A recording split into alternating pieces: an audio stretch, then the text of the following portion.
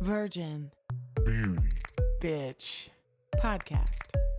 Inspiring women to overcome social stereotypes and share unique life experiences without fear of being defiantly different.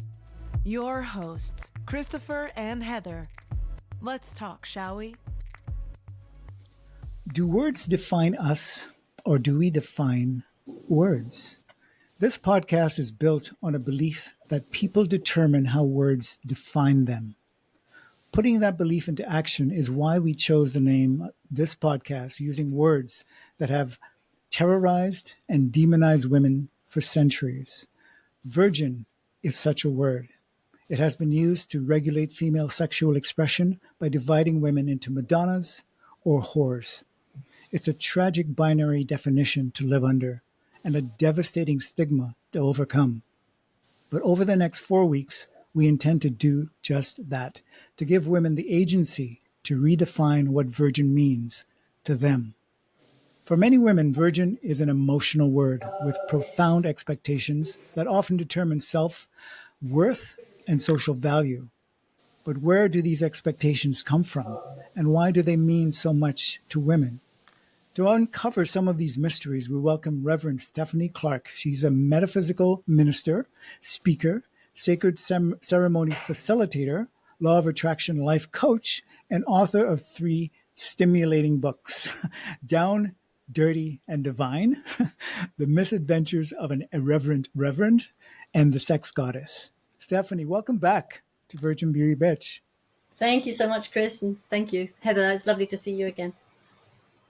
Also with us is a woman whose commitment is to break the taboo about virginity by empowering women to discuss their experience. You can find those words written on the back cover of her book, Goodby Virginity, which features raw and authentic stories of 15 remarkable women who share their most intimate experience, often as a form of healing.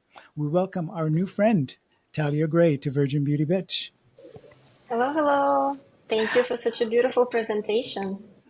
Thank you for being here, both of you. Now, Heather and I have been looking forward to this conversation for months, and our hope is to take women on a journey from conditioned virginity as a physical outcome to virginity as a spiritual expression, regardless of what a woman does or does not do with her body. I guess a good place to start maybe is to ask, what is your traditional definition of virgin? I'll start with you, Talia, but before you go, I want to say this. I want to preface and acknowledge that our conversations are concerned primarily with heterosexual cisgender definitions based on female-male procreation, but we are not insensitive to alternate sex and gender realities. I think it's important to put that out there. But so Talia, let's back to the question. What would you say your traditional definition of a virgin is? I'm not going to tell about traditional definition. I just want to tell about my personal definition. What am I thinking about virginity? And I think it's not about your body, not about just your body. It's about your mindset. It's about your experience in sexual life. And you are the only person who can define yourself virgin or not. And you are the only one person who can tell somebody, I am not a virgin anymore. Nobody can look at your organs or look at your some past events and say, you're not a virgin anymore.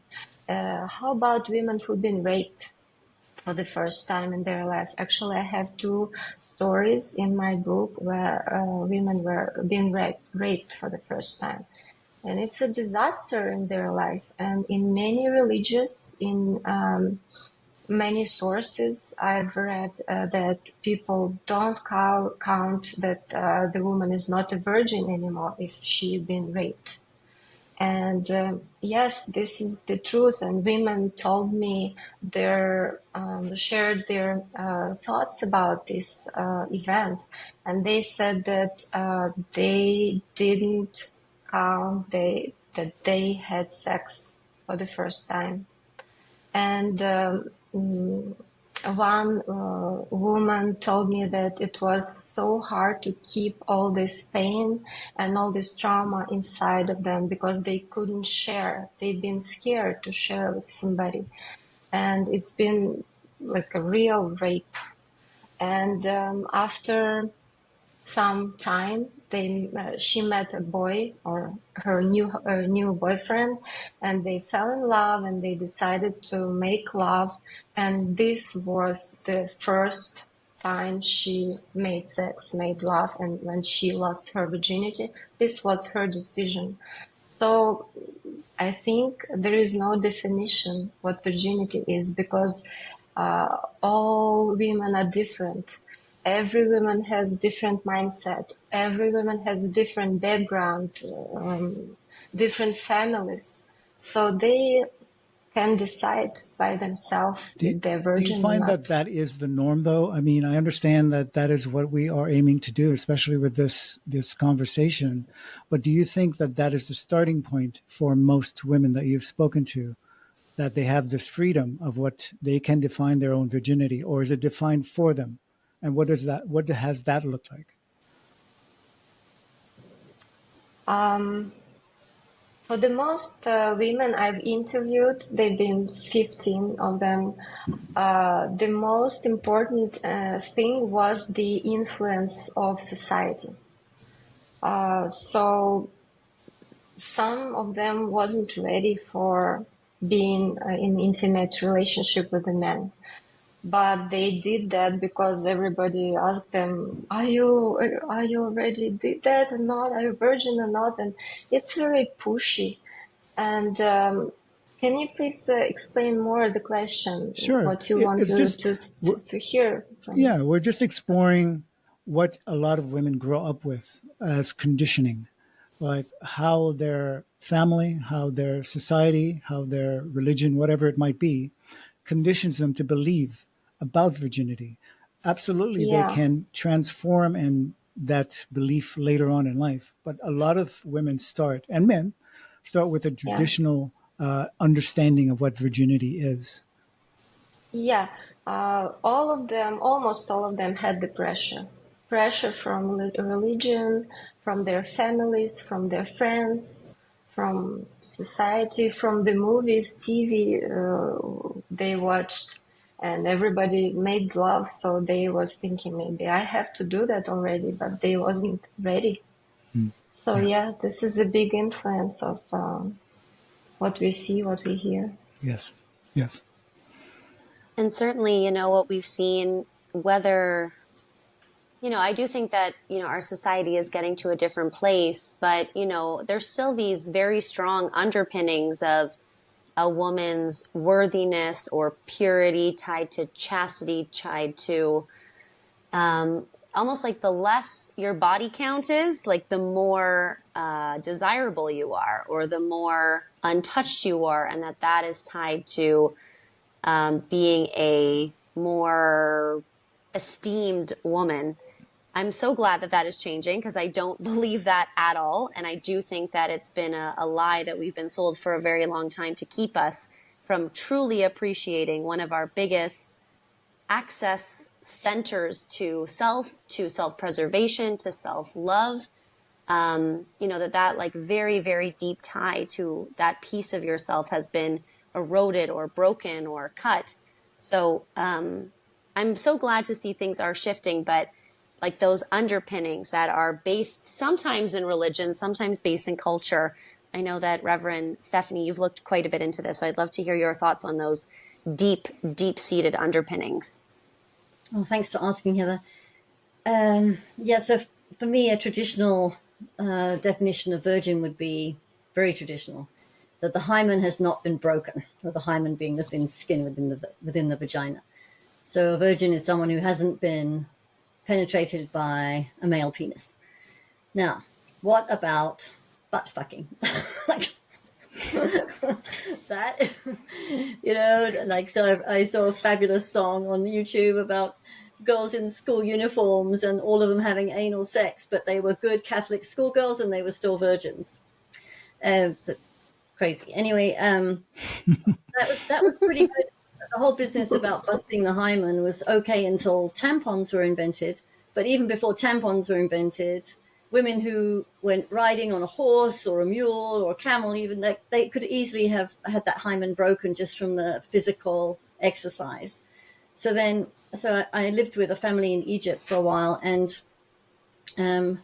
the young man in the family who was trying to marry me, he explained that in his rural village in Egypt, if up till about 50 years ago, on the wedding night, the male members of the bride's family would stand outside the door, and of course the bride had to be a virgin on the wedding night, and the leader of the family, the father, would have a gun in his hand.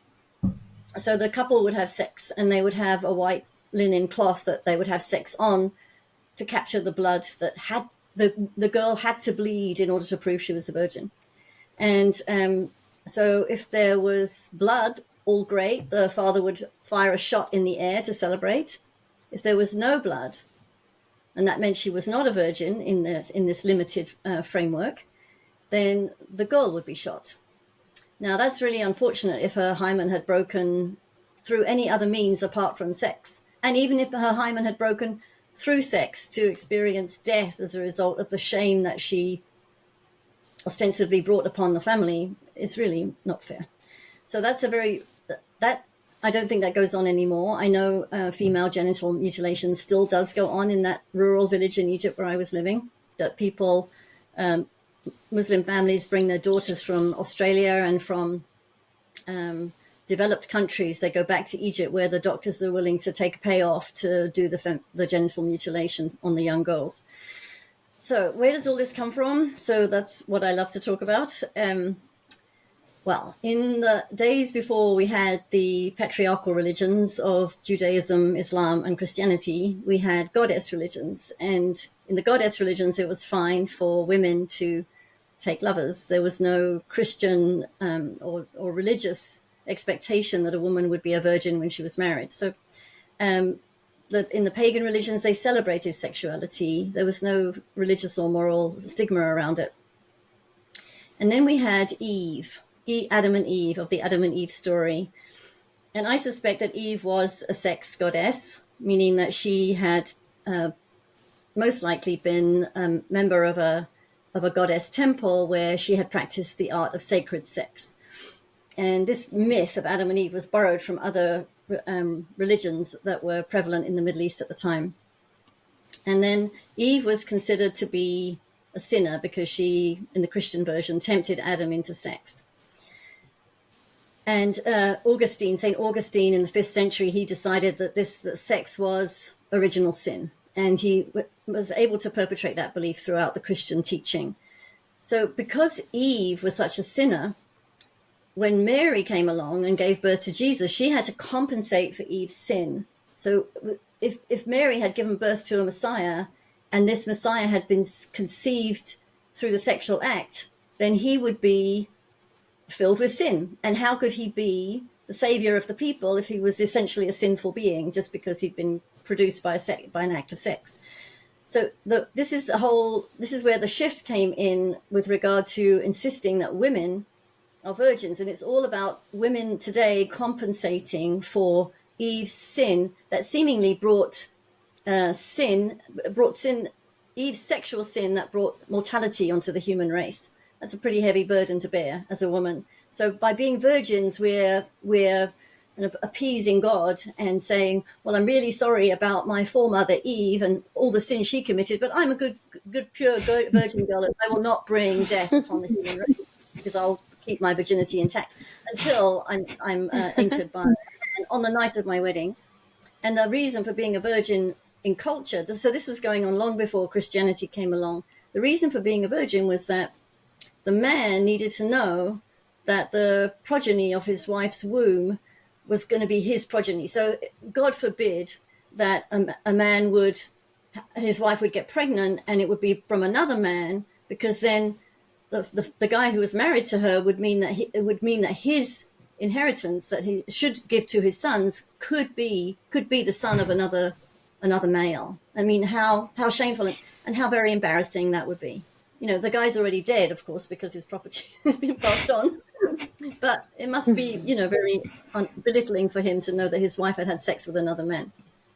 And another time when I was living in Egypt, this time I was living with my Egyptian boyfriend, and he said, I talked about how women were so trapped in that third world culture, and he said, no, they're not trapped. The men look after them. All they have to do is stay home and look after the house and look after the children. Isn't that a nice life to have? Well, pretty boring as far as I'm concerned.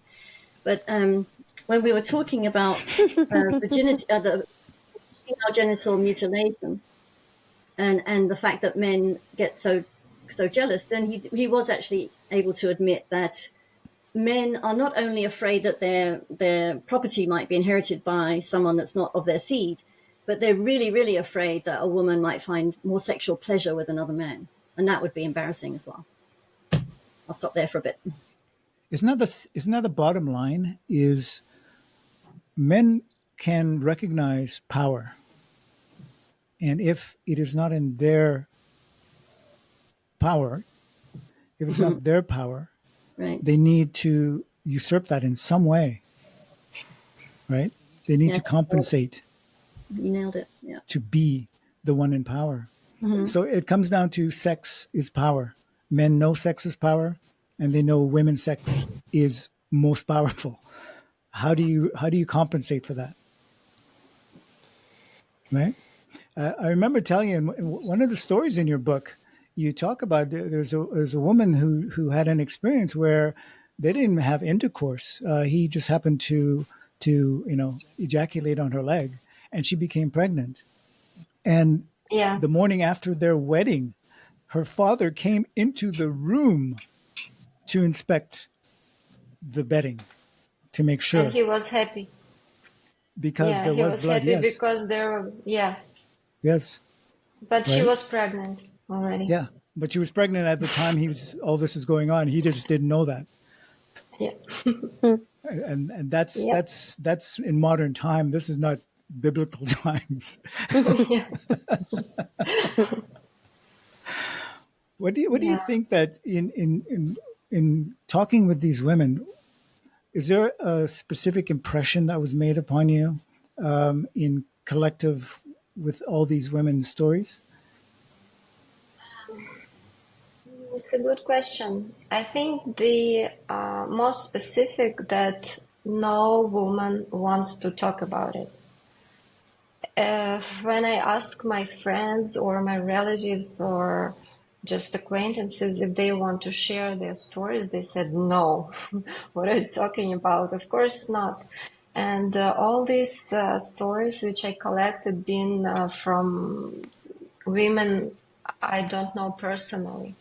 Maybe just one or two girls shared their stories because they've been very important to share, because they've been very educational for younger women. And nobody wants to talk about it, and they think if they will close it and put the newspaper on top and nobody could see it, everything is good.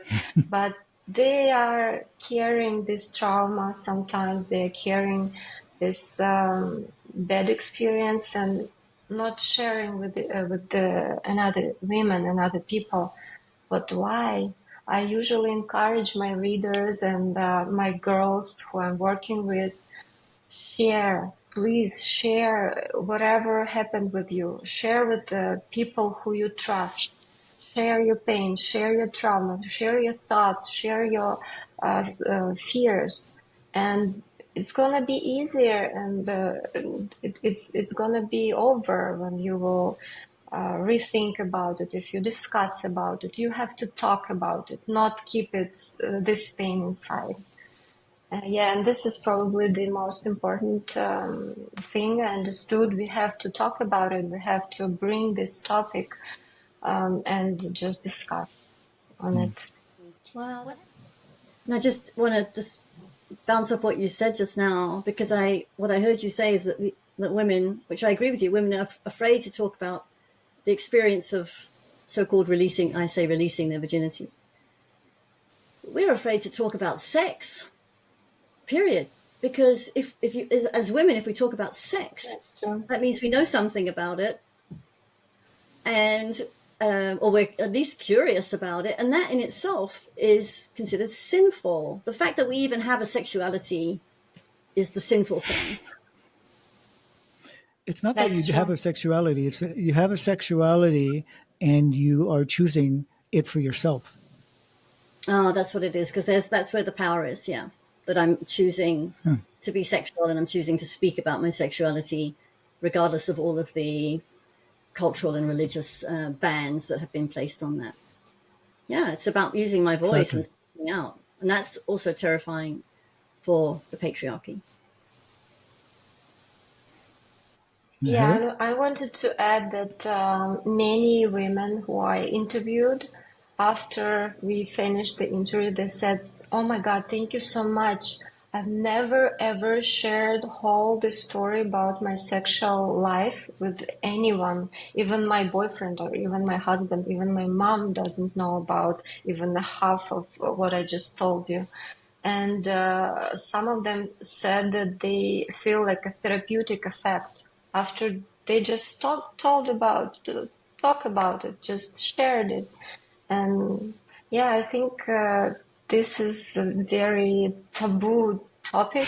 Nobody wants to talk about it. Nobody wants to listen about it. Probably some people don't want to hear about this like dirty things about different people. So and I encourage women, please contact me. I can listen to your story. We can make it a beautiful novel or more beautiful books like this. Actually, this is my book, Goodby Virginity. You can find it on Kindle or Barnes and Noble as well. And it has some illustrations there inside. I can show you something like this.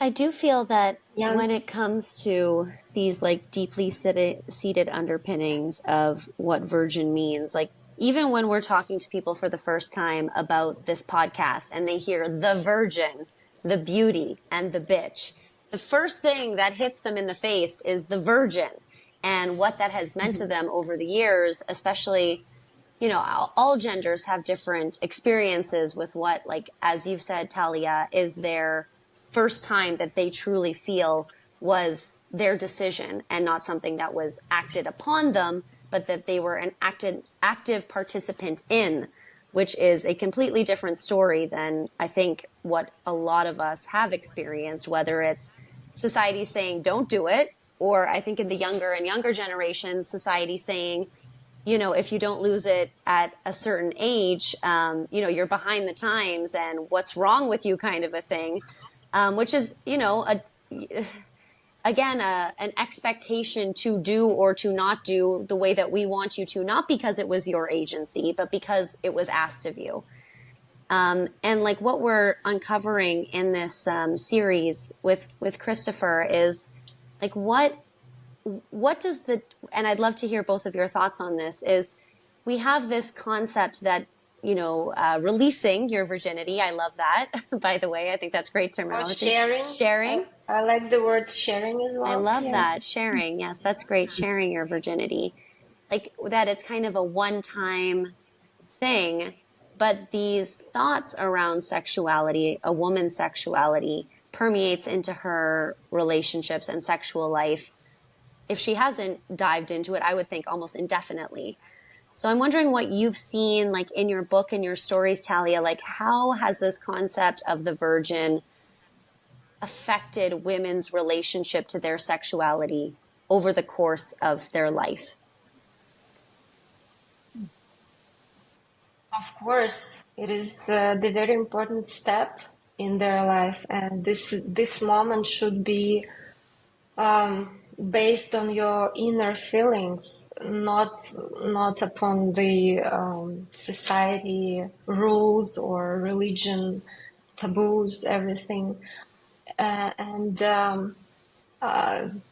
Yeah, my book is about losing virginity, like goodbye virginity, I like sharing. But the girls couldn't stop. They started from the beginning when they just began dating someone, and then they became boyfriend and girlfriend, and they had first sex, and then they continued until the very end, until the very last man in their life. I didn't have any lesbian or gay stories in my book, but maybe in future editions I will. And I noticed that a lot of the participants in your book, they do talk about what comes after, yeah, how they and have been, unfortunately damaged to yeah, have really relationships that they were happy in. I would say this influence all their future life. The first man who they pick, the first boyfriend or husband, would change all their destinies. So this is a very, very highly important moment when you pick the right man for you and when you feel you're ready. Some of them been in rush. Some of them wanted to escape from the parents. They've been wasn't happy living with their parents, so they was jumping on the first man who felt like attracted to them. And yeah, some of them married them, then they divorced them, and this is all in rush, you know. And girls don't take it seriously by some reason, and nobody tell them what could be the right man for them, what could be the right attitude, right relationship, how they should treat them. Nobody tell you. You just can watch in the movies, read in the books, and watch your parents' example. That's it I for think most that of them. a lot of that goes back to no one tells women that they are first and the most important, and that Yeah. their lives is what matters, not necessarily those outside of them. I think that's where the problems begins. Is we don't allow women to value themselves. Yeah. And most of them wanted to please your man, and Mm-hmm. they didn't feel any pleasure, actually. They told me that I was trying not to lose this guy because he wants me. I have to sleep with him, which is like a disaster. You don't have to sleep with anyone. If you will lose a guy, this is not your type of a guy. Make sure you're not doing this for somebody. Do it for yourself. Reverend Steph, I wanted to ask you this. I mean, we talk about the Virgin and we see the disparaging parts of how that, is enacted in our society and on women specifically. But there have been times in history where the Virgin had a lot of power, Mm-hmm. right? Where their commitment to their own chastity Mm-hmm. gave them social, like the Vestal Virgins, for instance, Right. had a Yeah. lot of power. They could own businesses. They could have money. They blah blah blah. They had power. Mm-hmm. Yeah, the women in the Are there goddess. any other examples of that? I'm thinking of Inanna, one of the goddesses of the Middle East, and she declared herself a perpetual virgin. Not in the way that Mary was labeled a perpetual virgin, but because she had the right to determine whether she was a virgin or not. She had the right to determine how many Mm, lovers she had, and all of that was fine and good. She was a goddess and she was self-determining. So it's what you said earlier, Chris, about the power to choose and the power to, I get to decide if I'm a virgin or not. Yeah, the Vestal Virgins also came to mind when you were introducing the topic about having women having such respect in the society and having the religious and spiritual and political power. Both those things went hand in hand for women during the goddess religions.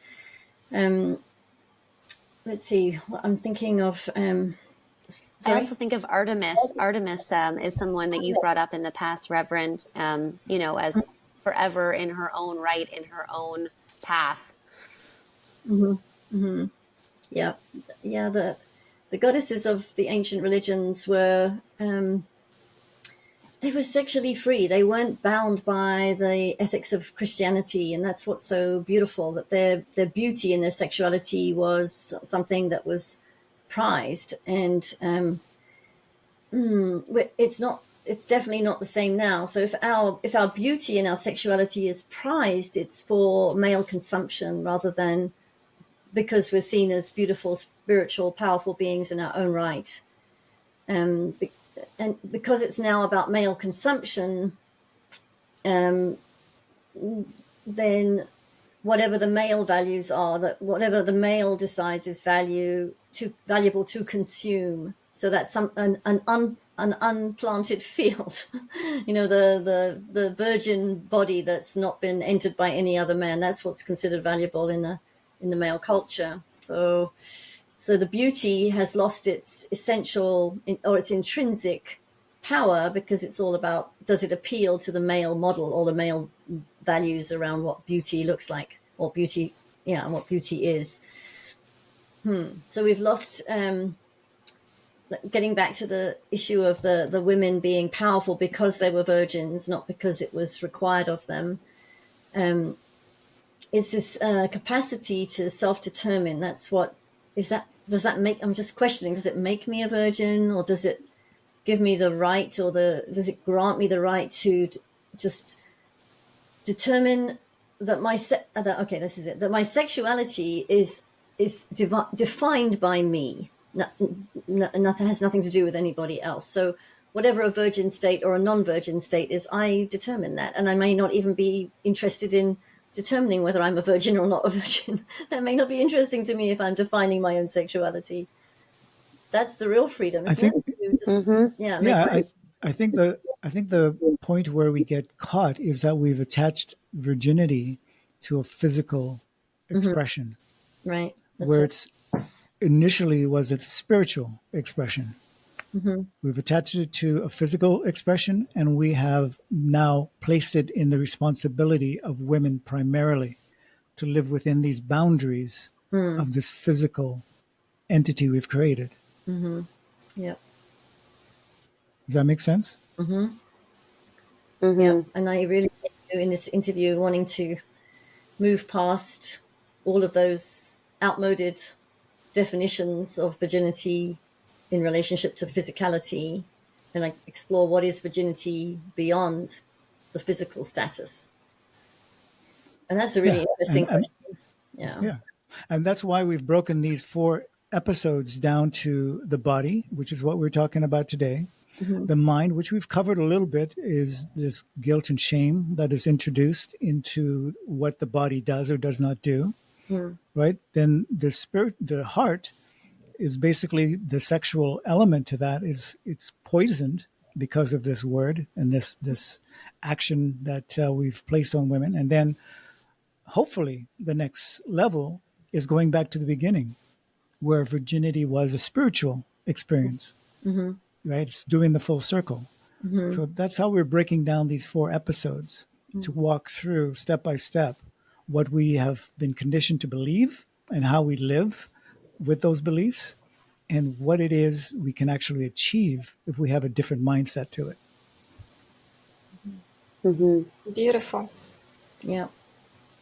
I'm also thinking about how I know when I was a girl growing up, and my mum was in a horrific marriage with my father, who was an alcoholic and a wife beater, and she felt like a slave, and a domestic slave, and she was. And she said to me things like, one day you're going to meet a man, who's going to take care of you and give you the confidence that you lack now.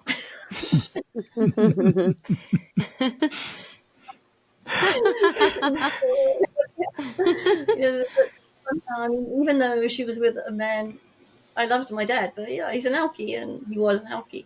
So even though she was with a man who gave her none of that, she was trying to pass a fantasy on to me that Yeah. there would be a Prince Charming. Yeah. And he would, be the magical instrument in my life that would completely change my personality around from shy and self-effacing and no self-worth to someone who trusted in herself, believed in herself, and knew she was beautiful. Well, that to date that has not happened. Because she had been sold the same good, right? Yeah, she sold the same BS, so she was trying to pass it on to me. Yeah. And then, ironically, or maybe not ironically, because it was a really strong intention of hers, she emigrated to South Africa, divorced from my father, immigrated to South Africa and met a millionaire. And they had the most wonderful, joyful honeymoon for 25 years, soulmate relationship. So deep in her subconscious, she knew that this was possible, obviously, and she went about manifesting it. So she did a very good job in that regard.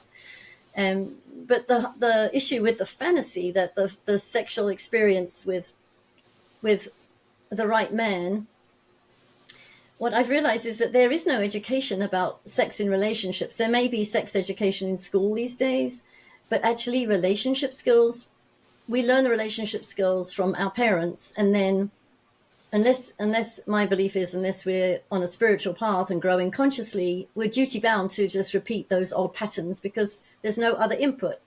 And we could look at Hollywood and the movies, but that's not real. What we lived with was our parents' relationship or whoever was around us when we were kids. So this fantasy about the right man is going to be the savior and the perfect lover and the perfect therapist and the perfect breadwinner. And just, this male model of the gallant knight in shining armor that's going to rescue the poor, fair damsel in distress, that whole thing is still running in the culture as well. And the only way through, as far as I'm concerned, is education and waking up and becoming conscious. And I really conversations like these. Pardon me? Sorry? And conversations like these. Conversations like these, exactly. Yeah, just to question those old beliefs, because they don't serve. But until they're questioned, until they're brought into the light of conscious awareness, they can't be questioned. So yeah, this is what we're doing here, and it's really, really a blessing. And what I know is that it's not too late. I believe this is the incarnation I chose, and with the background of the violence and the alcoholism and the really difficult male-female role models that I got. And I believe I chose it so that I could clean it up in my life and help others clean it up as well. So I can see the power and the beauty in choosing that difficult start in my life, because it sent me on a quest to find out more and to explore, and a sexual quest among everything else. Like, I really believe that there was more to life than what my parents had presented to me. And for some reason, and I don't know why, maybe because it's my mission, but I felt like I got through that sexual, really painful or unconscious sexual upbringing. I got through fairly unscathed, as if there's a part of myself that knew it was not true. And that's the part of myself that I'm constantly wanting to access and live from. And every woman has that. And as I'm speaking, I'm realizing that's our pure virgin self. It doesn't matter whether we've been penetrated or not penetrated. It's that pure, authentic essence that is unscathed by the human condition or anything that might happen in the human experience. And that's the purity and the perfection that dwells within. When I hear you say that, Stephanie, it also reminds me to look at some of the parallels that we like to draw on this show. And if anybody's just tuning in for the first time, one of the questions that we love to ask our guest is, what does feminine mean to you? Because for so long, the word feminine has been degraded or been made to be lesser than or weak or soft-spoken.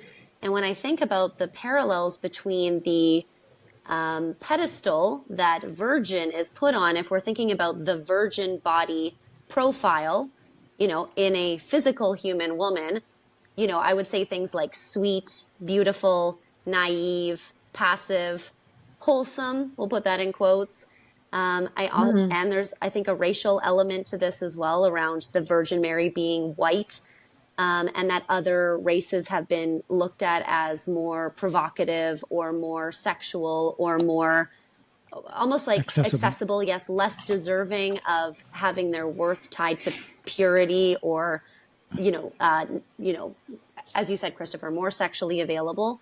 And it just, to me, like there's so many underpinnings in how we look at the word feminine tied to these, placed upon values of the virgin. And so to me, like this is a realization I'm having right now, is how closely tied these concepts have been over time. Would just love to hear either of anybody's thoughts on that. Feminine. It's a good question. You make me think. Yeah.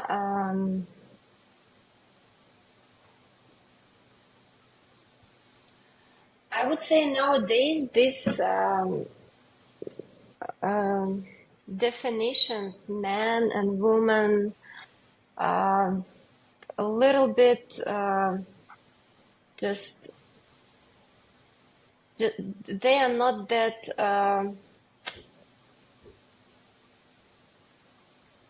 okay, so they're very different from for example, the age of my mom and dad. So just one generation, and all these definitions are very different. For example, I lived in San Francisco, Bay Area, and we had lots of gays there. There've been a gay parades, parades, and all these lesbian movements and everything. And women try to look like men. Men try to appear in the women's clothes with the women's hair and nails and everything. So I think in the past, I would say 10, 15 years, maybe, 10, 15 years, this feminism and masculinism are very changed. And it's a pity. I really, really love watching women like impeccably dressed with a beautiful hairstyle, with the beautiful makeup on. And this is what feminine was meaning for me. So women doesn't have to work hard. Women has to pay attention more to your kids. Women has to make to spend more time, maybe at the kitchen, maybe doing something, some decoration in their houses. In general, I don't say about men who are very good in interior design. So this was my definition of feminine. So women are not for earning money, not for surviving, not for doing some really hard businesses. And I think all this stuff taking off femininity? No. Yeah. Femininity from women. So that's why I think women has to work and has to do whatever they love to do. They have to do their to go by their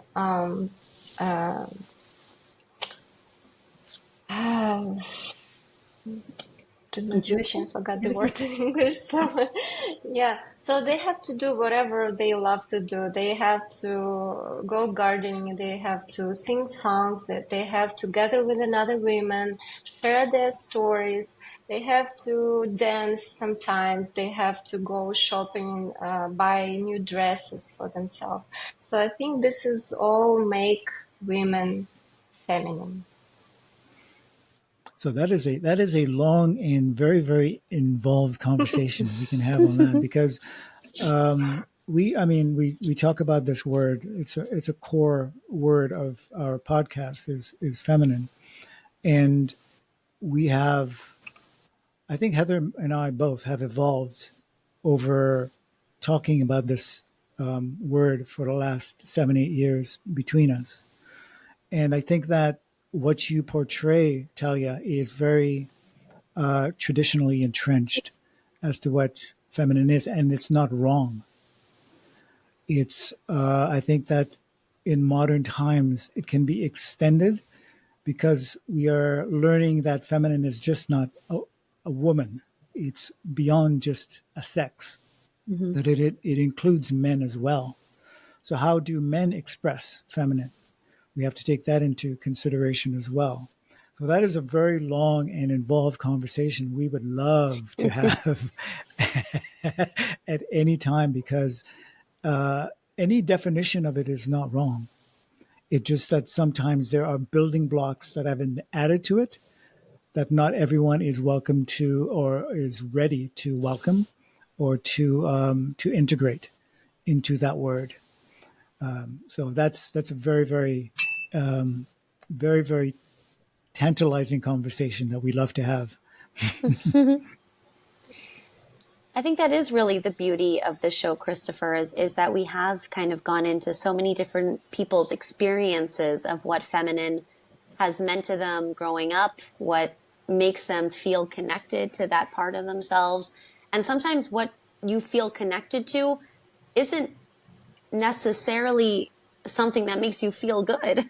Sometimes the things that you feel connected to because you've been told that it's feminine are parts of yourself that you hate. So I feel like it's a very challenging conversation when, at least for me, so much of my original concepts of feminine have been aspects of self that are forever fleeting, like your beauty, like your chastity, like your, willingness to be polite or something pleasing to look at, to experience, to feel, to touch, to if we're going to bring it back to the virgin body. So, as you said, Christopher, the evolution in what my understanding is of feminine, almost kind of breaking away from, what we've talked about today as the virgin body, that makes me feel closer to the essence of feminine than I ever have. That it isn't about so many of these things that I've been accustomed to believe build up my feminine. But, as you said, bigger conversation. Can I say something here about feminine? And that's, Thinking yes, about absolutely. the work of David Data, who I love. He talks about spirituality and sexuality, and when he talks about the third stage feminine woman, so the most spiritually evolved feminine being, it's her luminous essence that is what determines her femininity, or what lets people know that this is a feminine presence. And her open heart, so loving even if she's not loved in return, and the willingness to just give and serve and empathize and care. That's the feminine essence. So that definitely expresses itself in and through so-called male forms as well. And when I heard that definition of feminine, it really freaked me up, because I'd had more of a traditional concept of it in my own head, that it had something to do with how I presented myself in the physical realm. And that definition of my presentation being the thing that determines my femininity, the lack of it or the power of it, really dogged me in my childhood, because I could see that the image that I had, the body that I had, the face that I had, the hair, all of that did not match up to what was considered feminine beauty in the culture that I was raised in. So, Talia, you're just a prime example of what's considered feminine beauty. I mean, you have a beautiful face, beautiful features, lovely long blonde hair.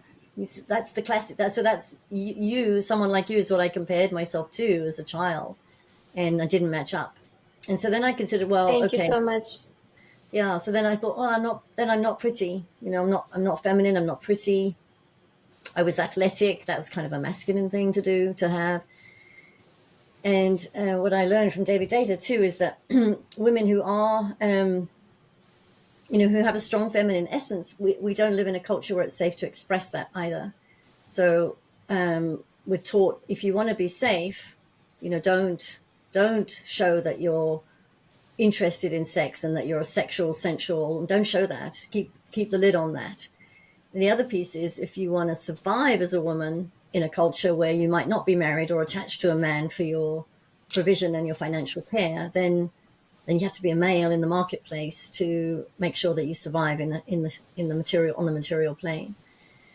So those two things I know really messed with my awareness of myself as feminine, and it's taken me a long time to even get in touch with the feminine essence that I am. I don't know that I have yet, and probably that's why I write the books that I write. But starting, as I said earlier, just starting to take the covers off, literally take the covers off and take down all of the overlays that I've subjected myself to or been subjected to, that have had me suppress my femininity and discount it, discard it, minimize it, and not let it be seen in order that I might stay safe in the physical realm.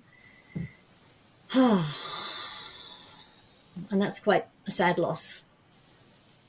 Stephanie, you are beautiful. I love your makeup today. I love your hairstyle. Your hair color is just fantastic. And Heather, I cannot take my eyes from your beautiful smile, from your beautiful hair. Oh my God. Girls, we are beautiful no matter what. I totally agree, Talia. Thank you.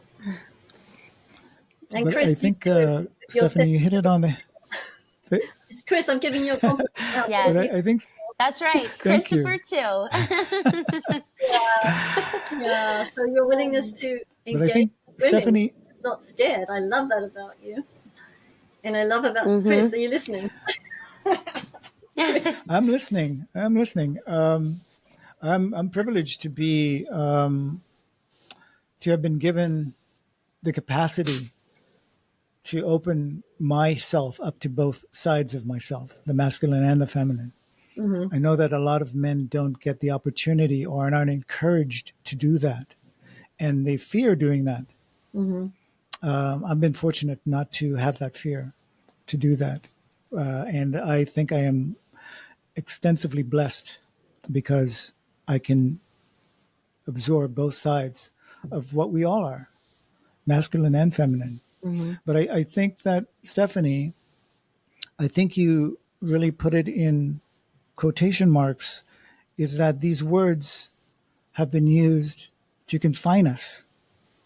Feminine, virginity, it's like an iceberg. You see the word, but you don't necessarily see what's underneath the surface and how it affects us, how powerful it is, how damaging it can be. I think that's the part that, unfortunately, we miss and no one tells us about. But we suffer these things our whole lives. As you have chronicled in your book, Talia, these women have suffered through these after effects of this one word, a word they can't even talk about their whole lives. Like, that is tragic. That is very tragic. But that's the power of words. And that's why we use words the way we do. It's to bring them into the light so we can talk about them, we can examine them and see the effects of these words on our lives, not just on the paper, on our lives. Yeah. Right? And Heather and I cannot thank you both enough for having the courage, the chutzpah,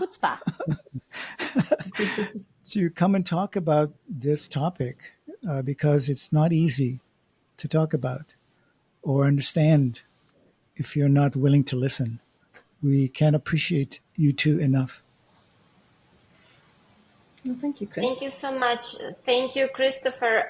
And I wanted to say thank you to you because you are a man and you are involved in this topic, which shouldn't bother you so much because you cannot feel what we feel right in this moment. And today I've been listening to your podcast for it was origin of the man make woman. It was your story of your book.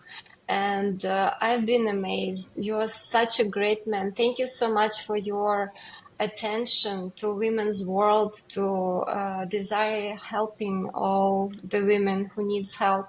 And thank you for this podcast. I think it will be very educational, maybe for someone just like entertaining, but for those who needs the information, for those who wants to help, to get some help, it will be priceless. Thank you so much for this idea. Thank you for this project. You're great, guys. Thank you for taking Heather, part. too. Yeah. Thank you for taking part. Heather? Well, I think it's going to be a little bit of a love fest for Christopher, because I couldn't agree more. Talia, having the blessing of knowing this man for these past 7 years, it's meant so much to me in my journey with this work. But when I also talk to guy friends who have listened to our show, to hear a man's perspective makes them feel safer to go into these conversations and make it more of something that they feel in their manhood to want to understand, that it is a masculine action to understand women, to understand the masculine and feminine within you. And Christopher, you create that space for men to want to enter into. So, just a huge shout out to my co-host. Well, thank you all. Like I said, it's my absolute blessing to be able to sit here and be part of this conversation and not be opposed to it, and to add to it, not distract from it. Mm-hmm. I think it's very important. And when Heather and I got together, that's our goal, is to encourage these conversations with women like both of you, and to share your experiences that help others, determine themselves, right? Mm-hmm. To understand the power they have, the freedom they have to speak and to believe what they truly believe, not just what they're told to believe. Mm-hmm. So thank you both for being part of this conversation. And I want to remind, next week we are going to, again, delve into this conversation about the Virgin, only talk about how the mindset, we've sort of touched on it here in this conversation, but get deeper into the mindset that is wrapped up in that one word and how it impacts and infects women through their lives, not just on that one night. So come on back. We'll continue this conversation and look forward to having you join us. You've been listening to The Virgin, the Beauty, the Bitch. Find us, like us, share us. Come on back and drop in your thoughts. We want you part of this conversation as well. So please join in. Find us on VIRGIN.BEAUTY.B and comment. Let us know what you think, or on YouTube or on social media. And ask us questions. Absolutely. We would love to have questions that we can answer for individuals as well. But thank you, Reverend Steph. Irreverent Reverend, we absolutely adore you. And Talia, yes, you are a brilliant light. Thank you, guys. Thank you. We're so happy to have you. Thank you so much. Thank you both.